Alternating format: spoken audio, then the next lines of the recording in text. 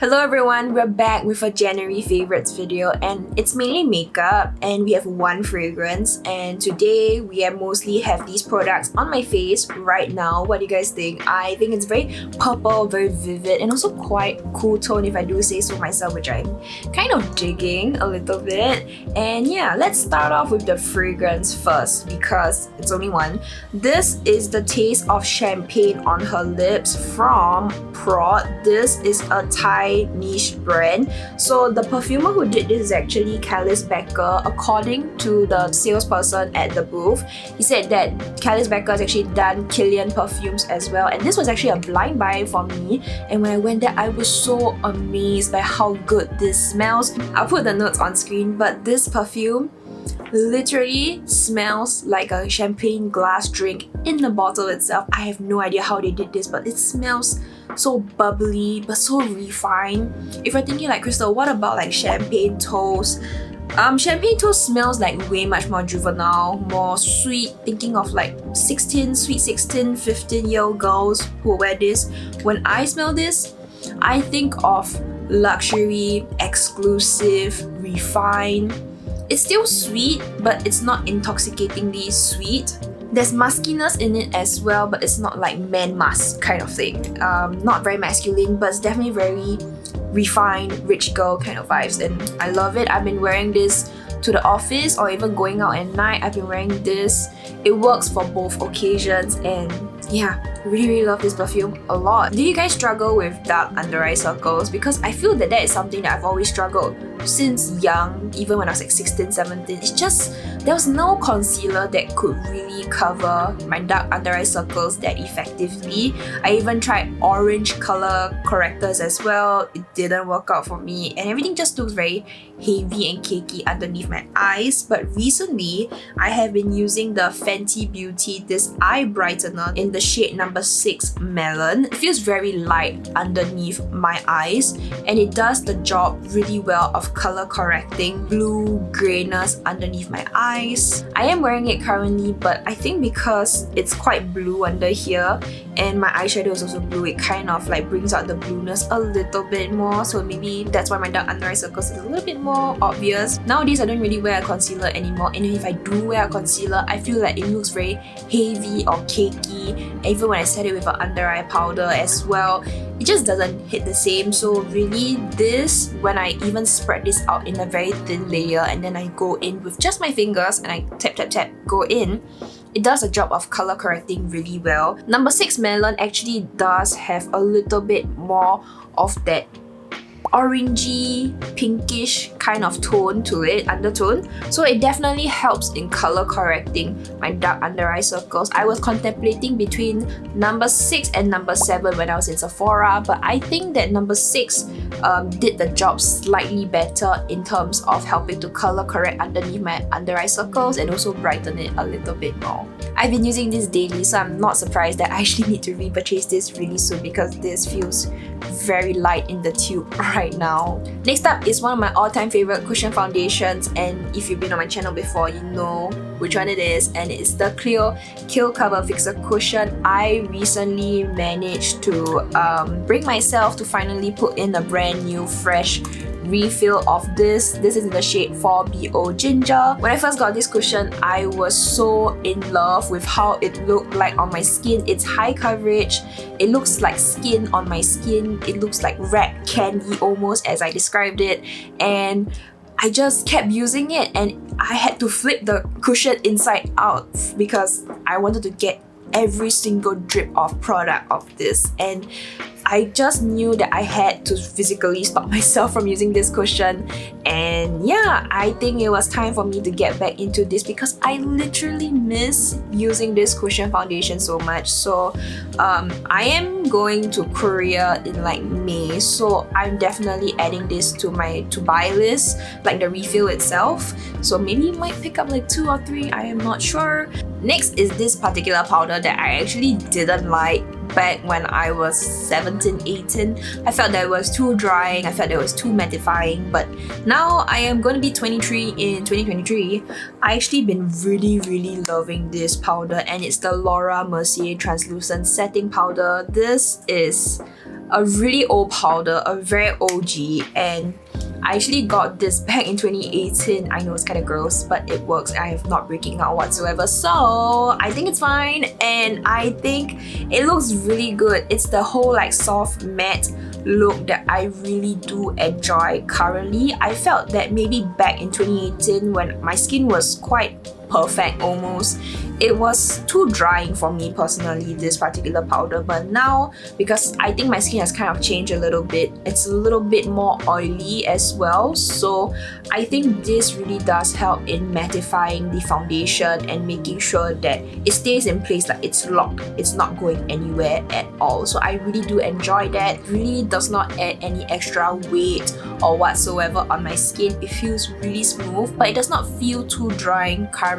The right powder at the right time. One downside of the Laura Mercier powder that I really didn't like is that the sifter itself, it's a mess. Like, this is the cap itself, and there's the sifter, and you can see there's so much product at the rim right now, and you can see that a lot of powder has spilled over around here, and it gets really messy, and it's something that I've always disliked since day one. Even till today, I just get powder everywhere on my clothes, on the table, on my other makeup products, and it's just everywhere. So I think there's just one downside that I don't like. It's just the packaging wise, but the product itself, really good. Next up is blushes, and I have two blushes with me that I've been really enjoying. So the first one is the one I'm wearing currently on my cheeks. It's from McGrath Labs over here. This is in the shade Nude Venus number 2, and this is how it looks like. Very beautiful blush. It's like your typical pink blush that is able to be paired with other eye looks. Even with just mascara and some eyeliner, I think you're good to go. Paired together with this, oh, look at that. It has some slight sheen to it, which I really like, but it's not too shiny and in your face, but it still looks very good, and it lays beautifully on the skin. The reason why I love this blush so much is because this blush adheres and lasts throughout the entire day. I wear this to the office, and there are days where I'm just like putting my hand like this, or like lying down on the table like this.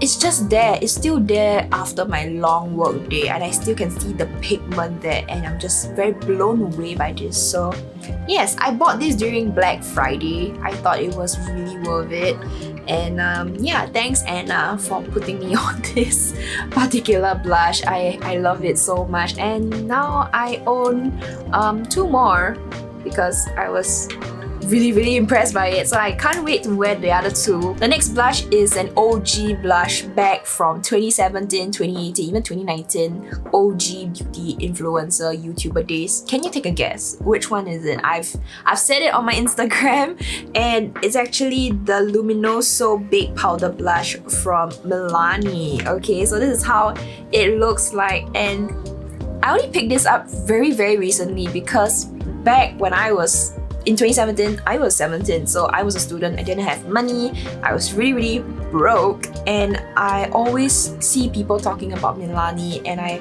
always wanted to try it out, and it just never occurred to me that, hey, I'm adult money now, I can go and pick one of these up. So the drugstore here in Singapore, Watson, they had like a 40% off sale, whatnot have you, and I decided to pick this up because one of my friends, actually, she said that this is actually one of her daily go-to blushes, and it had this very shimmery, very beautiful finish. I was like, okay, let me try it out, and wow, this is a very beautiful blush. Let me swatch it for you guys. Yeah, it's like this. Ooh, look at that. It's beautiful, very beautiful.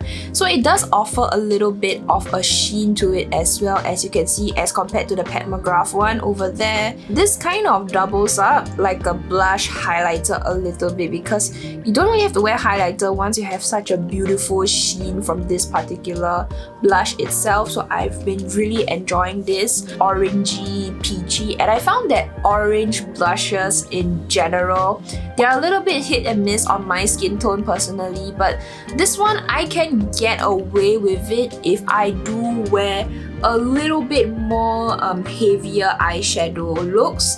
Then yes, I can probably wear this because sometimes orange blushes do pull a little bit sickly or make me sick a little bit. Personally, I'm not really a contouring person. I literally only own one product, which is the Ink V shading over here.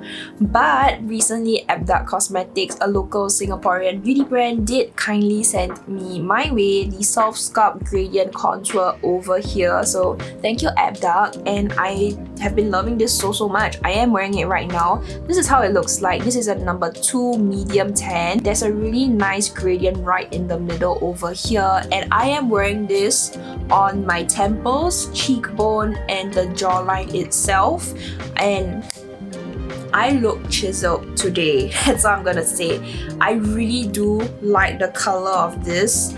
This side over here, I did use it for my nose, so this is the lighter side, and we're gonna swatch the darker side over here. You can see that these kind of colors work really well for my yellow Asian skin tone, so the mixed one is this pinky a lot. I always struggle with finding colored products that will work well for my very yellow Asian skin tone. So whenever I find one, like this particular contour over here, it's gonna stay in my grip forever.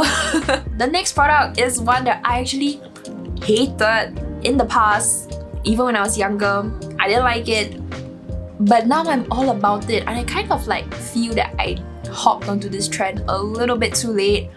But no one's gonna stop me, you know, kind of thing. So it's actually lip gloss. This is a lip gloss that I've been loving so much. The Lifter Gloss from Maybelline. So good. I have it on my lips right now. It looks so good. I understand. I'm so sorry. I don't know why I hated lip gloss so much in the past. I think I know why. It's because I had short hair in the past, and when the wind blows, it's like stuck to my face, which I think it's still gonna happen, to be very honest. Like, I think there was some like chemical reaction change in my brain when I started purchasing 1 or 2 lip liners earlier this month, and when I started to line my lips and then I added lip gloss on top. Oh my god, it looks so good. In love with it. And the thing is, I have had these like glosses for like quite a while. It still smells good, don't worry. I've had these awesome glosses with me and I didn't even use them. I literally had the Fenty Beauty ones sitting with me. I have the cream one and the heat as well. I'm so sorry to the gloss gods. Let me know, did I mention any of your favorite makeup products today? Or what are your January favorites? I love to hear from you guys. Drop it down in the comments below. And if you want to know why the CLIO Kill Cover Cushion Foundation is my #1 favorite cushion, you want to go in depth, you want to know the details, check it out over here. I do a detailed review, wear test as well. You guys can go and check it out. And I will see you guys over there.